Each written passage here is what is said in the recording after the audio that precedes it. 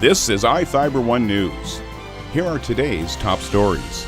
A judge has granted a motion to withdraw a guilty plea and vacate the sentence against a man accused of shooting two co-workers in Royal City in 2015.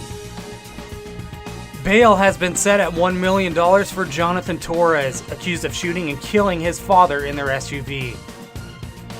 All votes are counted in the 2018 election, but what about the dollars? For the first time this season, Big Ben Men's Wrestling was able to wrestle an entire lineup, and it resulted in the win for the newly returned program. From the iFIBER 1 newsroom, this is iFIBER 1 News, and it starts now.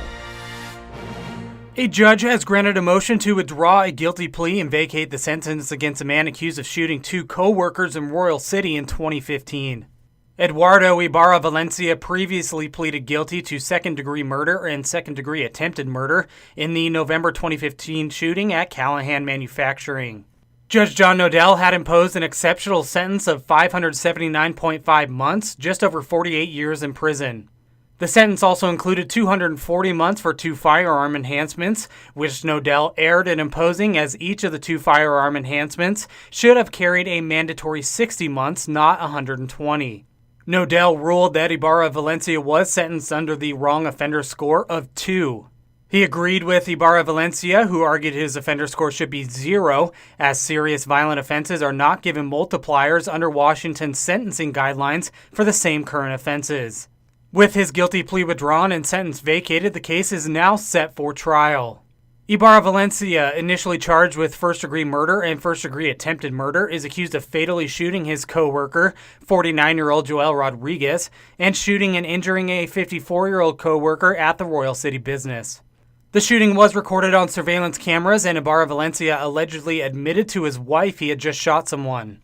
The video reportedly shows Ibarra Valencia walk to the front of a truck in the shop where he opened fire on Rodriguez. He allegedly then shot the second man twice in the back and once in the arm before fleeing. This is Joe Utter for iFIBER 1 News. This segment is brought to you by... Change doesn't have to be complicated. With a low-profile microwave hood combination that's ready to install right out of the box. It fits in the same space as your under-cabinet hood, so you can get your microwave off the countertop and make space for the routines worth keeping. The low-profile microwave hood combination, from the #1 selling appliance brand in the USA. Whirlpool Appliances, now available at more furniture in Ephrata. Bail has been set at $1 million for Jonathan Torres, accused of shooting and killing his father in their SUV.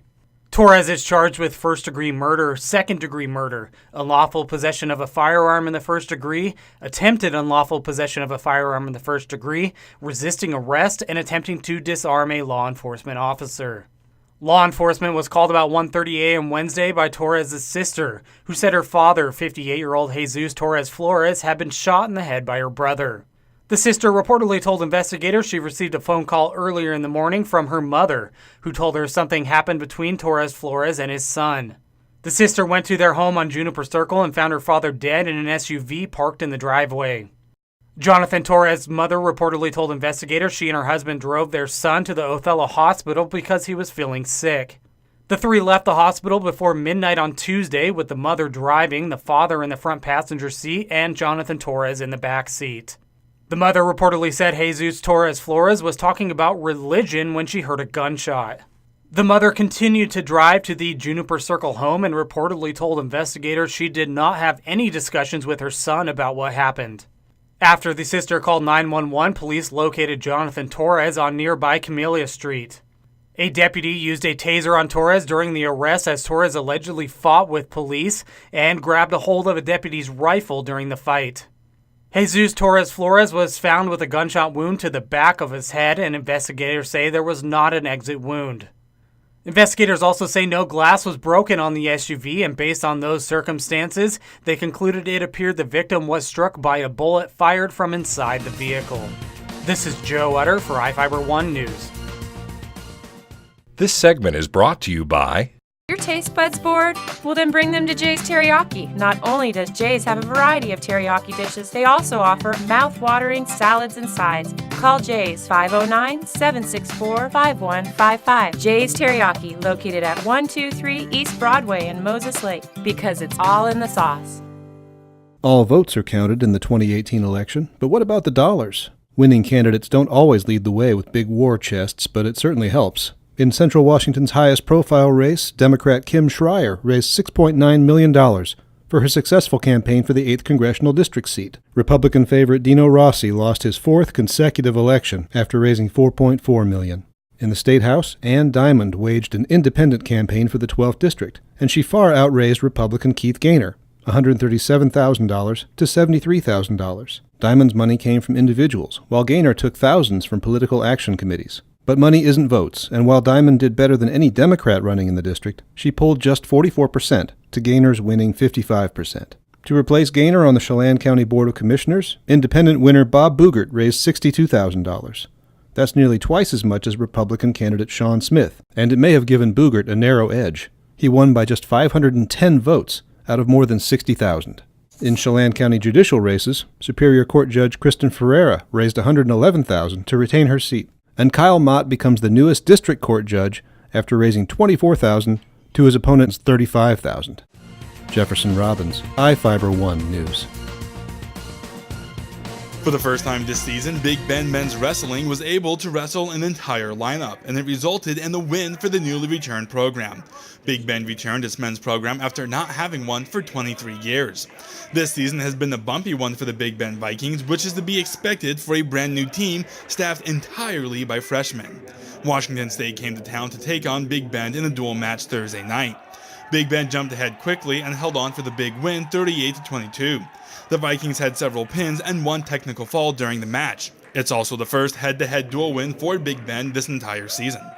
After the match, head coach Jose Tanguma said he noticed a change in this team since the beginning of the season. They're getting smarter now. They know what's out there now with the competition.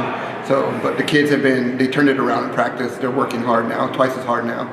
And as you can see, it's starting to show now. Bo Whiteby and Andrew Showman explained what changed and how the entire team being freshmen factored into that. I think we realized that we need to work a lot harder. We need, because everyone else was working way harder than us, and we realized that. And everything that you do in the practice room shows on the mat. If you're slacking off in the practice room, you're going to be slacking off on the mat. So we all just kind of put it together and work harder. And now it's showing on the mat. Now we're getting wins. And it feels better that we're all the same spot. We're all freshmen, so we're all starting out, so we can grow and get stronger and be able to beat those sophomores and juniors, seniors. I'm Adam Chikoski for iFIBER 1 Sports. This is iFIBER 1 News. For more information on these stories and other news, visit us online at iFiber1.com or check us out on Facebook.